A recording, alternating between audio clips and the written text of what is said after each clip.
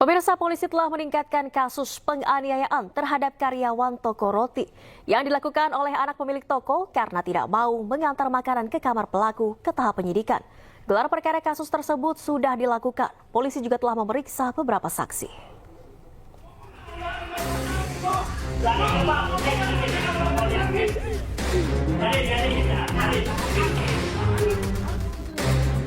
Polisi telah meningkatkan kasus penganiayaan terhadap karyawan toko roti yang dilakukan oleh anak pemilik toko karena tidak mau mengantar makanan ke kamar pelaku ke tahap penyidikan.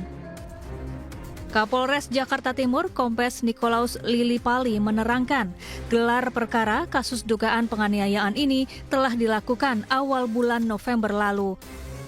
Namun proses penyidikan membutuhkan waktu pengumpulan 2 alat bukti untuk mengambil langkah hukum dan menahan pelaku. Dan perkara tersebut saat ini sudah dinaikkan ke tahap penyidikan hasil gelar perkara. Jadi setelah dinaikkan tahap penyidikan inilah, maka kami akan melakukan langkah-langkah lanjutan, dan apabila alat bukti, minimal 2 alat bukti sudah terkumpul, maka kami akan melakukan upaya paksa terhadap pelaku itu sendiri.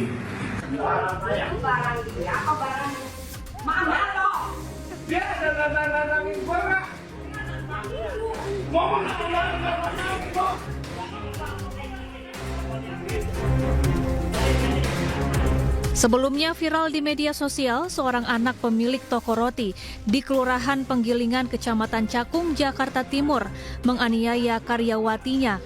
Korban dilempar kursi dan mesin pembayaran non-tunai karena menolak mengantar makanan ke kamar pribadi pelaku. Akibat penganiayaan, korban mengalami luka lebam di beberapa bagian tubuh. Aksi penganiayaan direkam teman sesama karyawan. Dari Jakarta, Rio Manik, iNews melaporkan. Kita ke kasus lainnya, pemirsa. Sopir penganiaya dokter koas di Palembang, Sumatera Selatan ditetapkan sebagai tersangka. Polisi menyebut motif pelaku menganiaya korban karena kesal dengan perilaku korban yang dianggap tidak sopan kepada majikannya.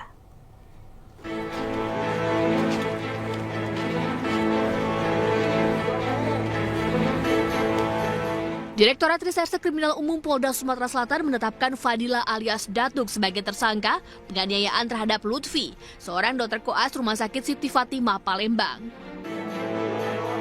Fadila merupakan sopir keluarga L, mahasiswi Fakultas Kedokteran Universitas Sriwijaya yang menjadi pemicu kekerasan.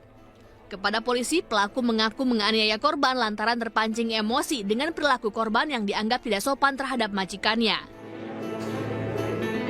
Motifnya adalah karena pelaku kesal melihat korban seperti tidak respon terhadap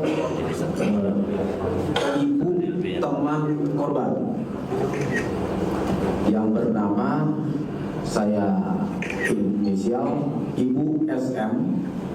Ya, ini ibu dari teman korban yang bernama LD. Sehingga pelaku emosi dan langsung melakukan penganiayaan. Saya meminta maaf kepada korban Lutfi dan keluarganya karena saya telah melakukan penganiayaan kepadanya. Dan juga kepada keluarga Ibu Lina, Bapak Dedi dan Lady, saya meminta maaf yang satu-satunya karena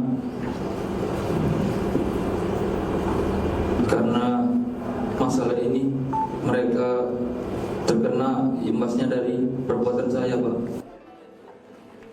Tersangka dijerat dengan pasal 351 ayat 2 KUHP dengan ancaman pidana 5 tahun penjara.